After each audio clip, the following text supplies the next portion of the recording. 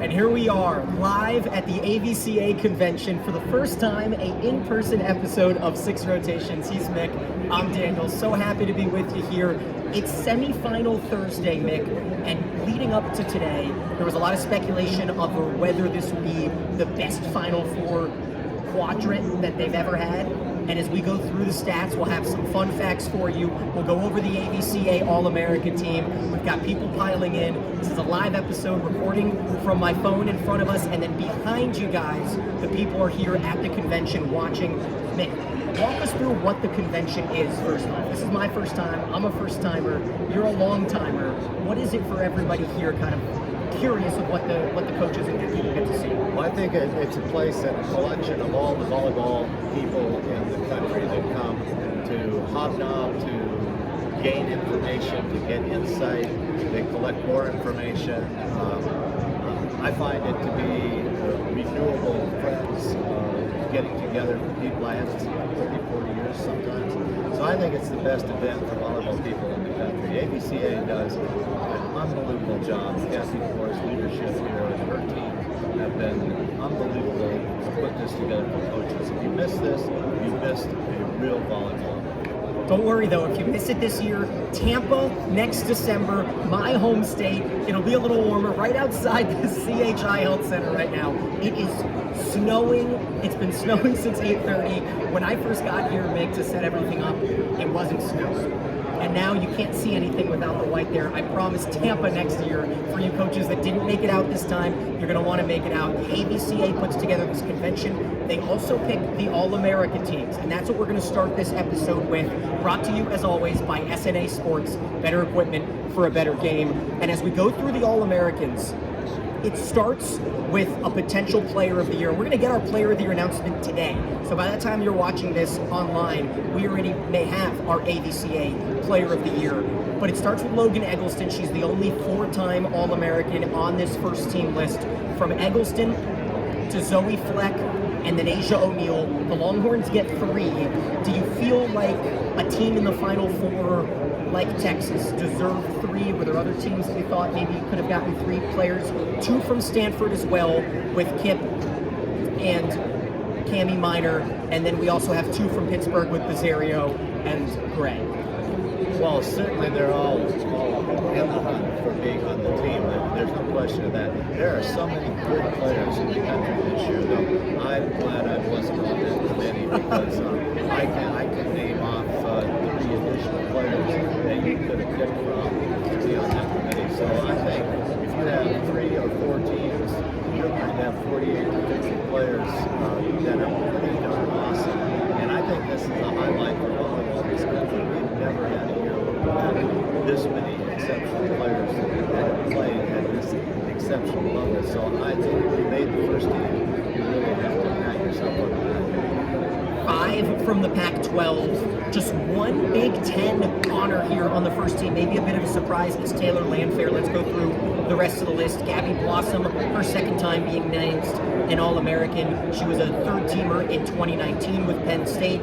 Then Claire Chaussee with Louisville. In addition, Magda Jelarova with Washington State. She's a 3-time All-American, maybe one of the more underrated players in the country. What do you think of Washington State's standout here this season? Well, I think she was good. I watched her a lot. I think, though, that these players, to make the first team, have to really have led their team to very, very high places in the tournament. That's one that could have gone either way, but certainly I would have taken it away from her after this year. She dominated, kept Washington State right up until the end. Yeah, almost 3 kills per set, 1.5 blocks per set for the middle there.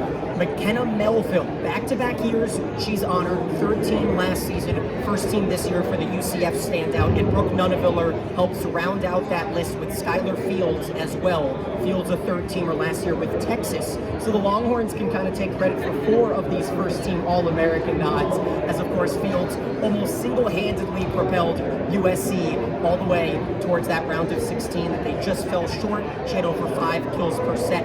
But Mick, we've got to talk about a few of these snubs for the first team. Julia Bergman gets named a 2nd teamer. That's got to be the biggest surprise. Well, it's a surprise, but Georgia Tech, I know, didn't live up to their goal for this year. And I think Bergman just ran out of gas.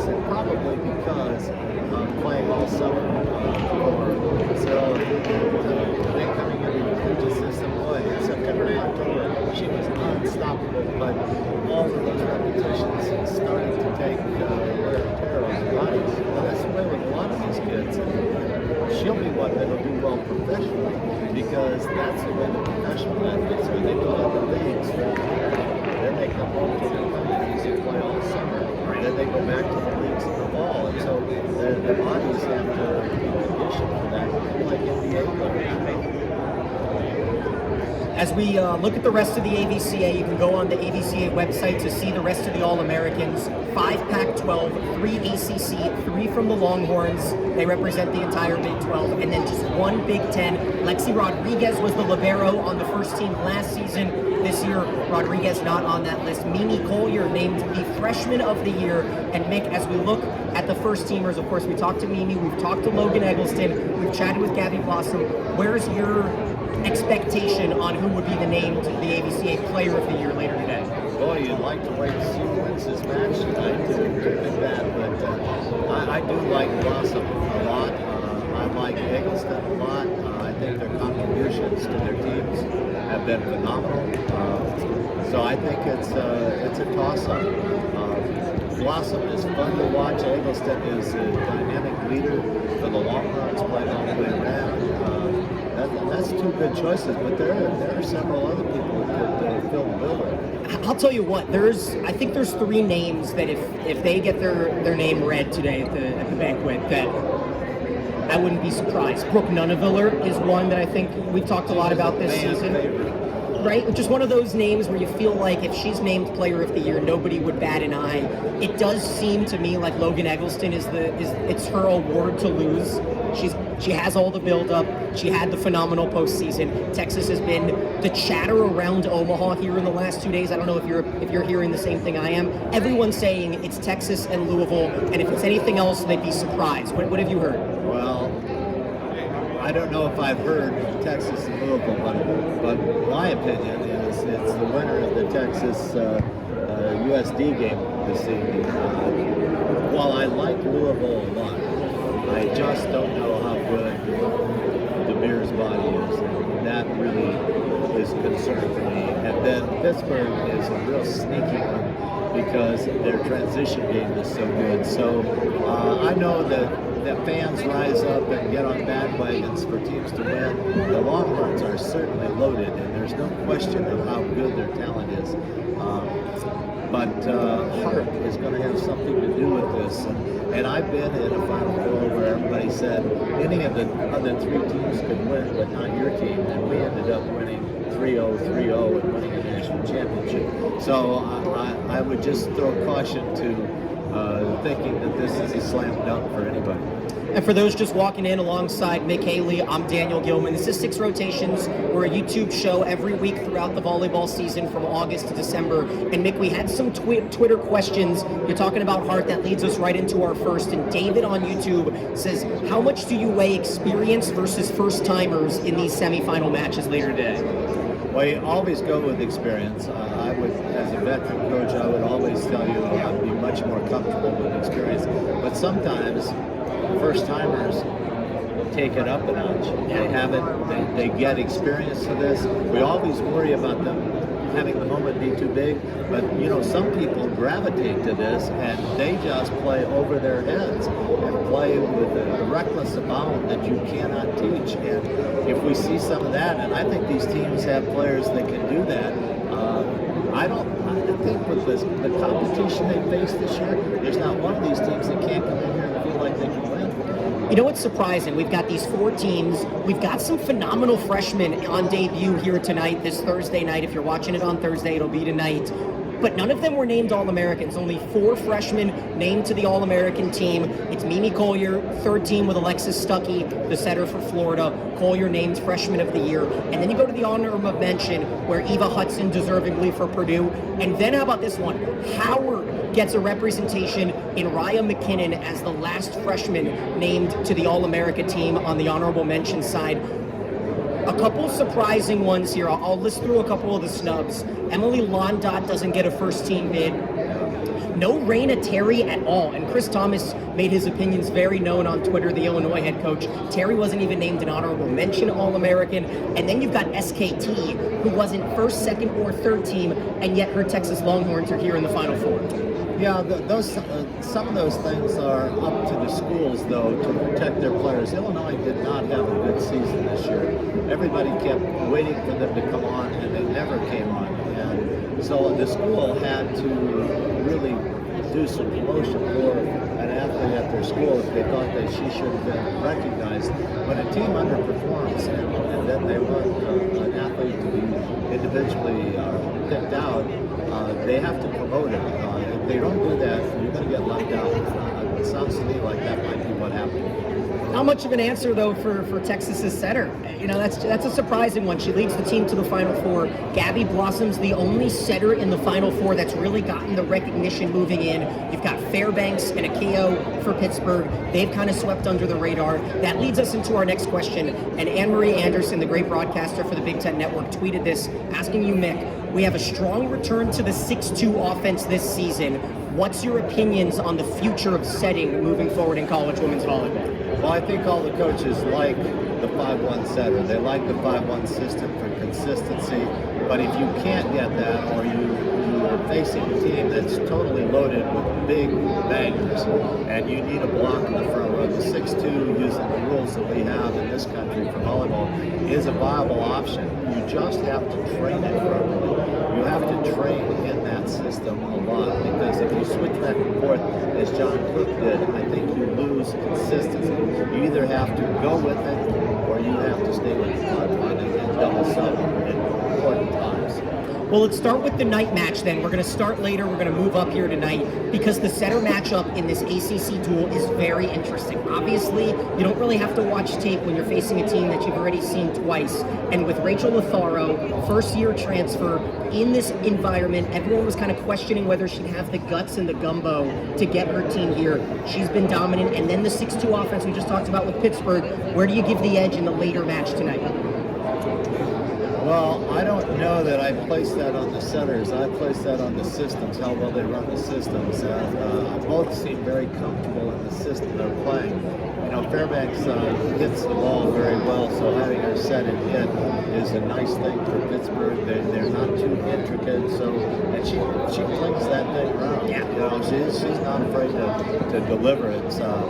Mentioning Texas's setter, you know, the thing is, if nobody sees her, she's probably doing a heck of a job. If nobody recognizes what she's doing, she might be the consummate player in the tournament right now, because they've got a lot of players that are fun to watch. If you don't see the setter, I believe she'd be one of my favorites. Well, then we could talk about the setting matchup. Of course, Mick, All-American champion setter. You can break down this setting matchup because I'm gonna get this name right here. I'm excited to break this one down. Everyone just calls her SKT, but how about Ka'aina Torres, right? So you've got SKT, you've got Gabby Blossom, a little bit of an easier name to say. Both of them have experience. Both of them a little bit newer to the organizations, right? Not homegrown talents. Pittsburgh's the only setter here in the Final Four that is the homegrown.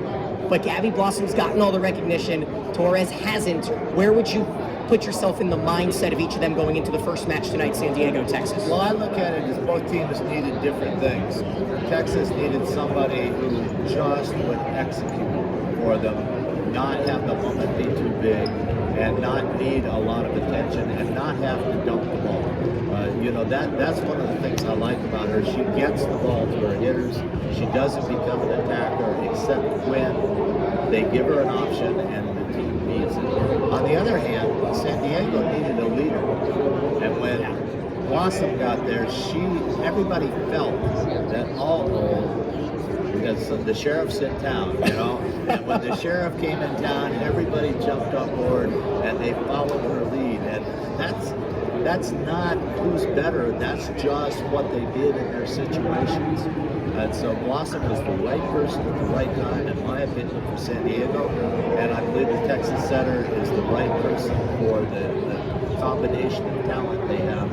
And both can only be judged individually by people watching.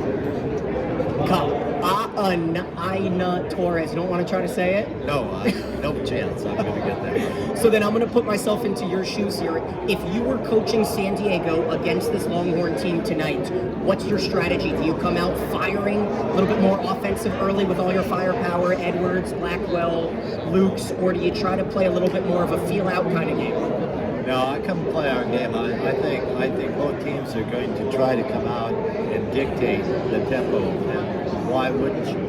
Both teams have been very good all year at doing that, and both teams have won all year. I mean, one loss. Wow, That's pretty incredible. Yeah, and they match up size-wise. You might think San Diego's being a little school, but their athletes walk out on the floor. They look Stanford right in the eye. They look Texas right in the eye. It'll be a great match. I just can't imagine any of the matches in the previous years have been as exciting before the match starts as these two matches are for me. There's a lot of buzz. You know, we were looking up, and it took a little bit of time for me to go all the way back through every year. The last time that there were this few amount of losses between four teams in the Final Four, you've got to go all the way back to 2000 when there were 6 total losses between the 4 teams, and that's through a full season, so the shortened spring of 2021 does not count. 2021 had 13 losses last year. Nebraska had 7 of them in the regular season. So when you see the quality of competition that the teams have faced, of the 7 losses, Mick, 4 of them have come between teams that they're in here, the tournament, in the Final Four, with San Diego beating up on Pittsburgh. And of course, you've got Louisville, who have a loss to Ohio State. Iowa State is the other team. And who's the third? Do you know it? A team that isn't in the Final Four that beat one of these Final Four teams. It's Ohio State, it's Iowa State. I'm going to give you fans a little bit of time to think about it. Let's see if Mick can come up with it. I'll give you a hint. It's Pittsburgh. Pittsburgh's loss. Oh, yeah, it's Towson. Towson, there it is. Yep. So Towson, Iowa State, and Ohio State, the only 3 teams that aren't here in the Final Four that beat one of these 4 teams left. That shows how high this competition is. Of course, Louisville, the only loss that San Diego occurred. Louisville lost, of course, to Ohio State and to Pittsburgh, and Pittsburgh has a couple losses to San Diego.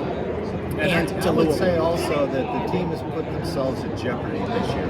The teams scheduled equal or better competition to try to see where they were in the first 4 weeks. I thought the scheduling was amazingly good. I compliment all the coaches that did that. I think it's one of the best volleyball seasons we've ever had. And so that's why your numbers are so important to point out, because they challenged their teams. The coaches challenged their teams. They went wherever they had to go to play. Nobody dodged anybody. And a lot of teams wanted to play the best teams and couldn't get on the schedule because they loaded up with really good teams. So let me ask you one more question from a fan. Terrence says, what state is the biggest hotbed for high school girls volleyball right now? Texas. Yeah? Yeah. You could say a lot of other states, but all the coaches are coming to Texas for talent right now. There are so many people filling their rosters with Texas talent, and a lot of it is in the northern part of the state, but also in the Houston area, the San Antonio area, up through Austin to Dallas. There's a lot of talent. So you've broken down who you thought's going to be your X factor for Louisville, and that's DeBeer, whether her body can hold up throughout these 2 matches. I want you to walk me through one X factor for each of the other 3 teams. Start with Texas. Who's a player not named Logan Eggleston or Maddie Skinner that you think really makes a difference coming into tonight's match? Well, I wonder about who's going to play middle for them. O'Neal obviously will be out there. She is just on the upswing with her game. But they have some decisions they can make relative to offense or defensive blocking. And so that'll be a real interesting one to watch. I want to see how that works. And I think that you have to watch the libero, because she was ace 3 times in this last match. She'll either get better from that, or it'll cause some questions. So you want to watch that for Texas. Well, of course, Zoe Fleck coming off of the only libero named first-team All-American coming in. That you have to imagine that All-American nod is either playing a positive or a negative factor in a player's mind. When you were coaching, was that something that you wanted them to ignore? Did you want them to kind of ignore all the awards? I'd love to have them ignore the awards, but they can't do that. And the real hard part is that if one team gets the Player of the Year, it might work to the advantage of the other team that they play. Because it really puts a lot of attention on them. They don't want that. They want to focus on the game. On the other hand, they don't want to turn down the award. So right. It's a hard one. These kids are pretty savvy, though. They've been through a lot of high school awards, club awards, all of that. I think they can handle it and come out and play their best. Yeah, I tend to agree. I think if Logan Eggleston gets named Player of the Year today, it's not like the opponents are going to come into the match expecting anything other than the Logan Eggleston that she's done for her 4 years, 5 years of her career. What about San Diego? Who's an X factor for you? Well, I really think that Luke's the left side has got to perform like she has been. I hope she doesn't view that as pressure. I hope she goes out and plays free. But I think Blossom really drives the show. And if she can get everybody's attention, and then Froiling's got to be their go-to. She's got to be the one that terminates when they need a termination. All right, well, my answer is 2 syllables, Ben Bow, the shortest player left in the field, the libero for San Diego. Annie Benbow was probably the most important player in that Stanford match. She came up with the most important dig late in that 4th set, able to have San Diego pull away, force the 5th. Let's move to the other side. We mentioned De Beer. It's obvious that Louisville needs her to be healthy, and it feels like she's a consensus X factor. What about for Pittsburgh? They've got a lot of players and a lot of different strategies and maybe personalities that they've got to corral, and Dan Fisher's done such a good job doing that. Well, Bizzario is the name that comes up front, but I tell you what, Pittsburgh has been a team of players. They all show up. Bizzario finishes it when they need it finished, but everybody else shows up one time or another. I don't know who you watch. I've watched the whole team. That's why I say they're scary in transition. They're scoring at a really high rate in transition, almost 50%, I believe, if I'm right about that. And that's something everybody's got to deal with. I think Dan Fisher's challenge ability is going to come in as an X factor here. We saw him win 5 challenges in the regional final match that Pittsburgh was able to escape against Wisconsin. There's always that one, hitchy thing that you always got to throw in, and I think that Dan Fisher has proven that he likes to challenge early, he likes to challenge often. If he gets a few early in this match tonight, then you feel like the swinging momentum might come back and forth between Louisville and Pittsburgh here. Pittsburgh, the only team in the field that has 4 straight 30-win seasons. They've proven that they belong here. They're back in the Final Four for the 2nd straight season. Of course, they fell to the 10-seed Nebraska last season, while Louisville lost to Wisconsin in that crazy national semifinal. We're still not sure about Dalton either. She's a big body, 6'5" on the outside for Pitt, but she hasn't proven to be 100% healthy. That could be interesting as well. They forced Wisconsin out of system a lot. What's your prognostication for the Pittsburgh-Louisville match? Well, I think that's a heck of a match. Yeah. They've split.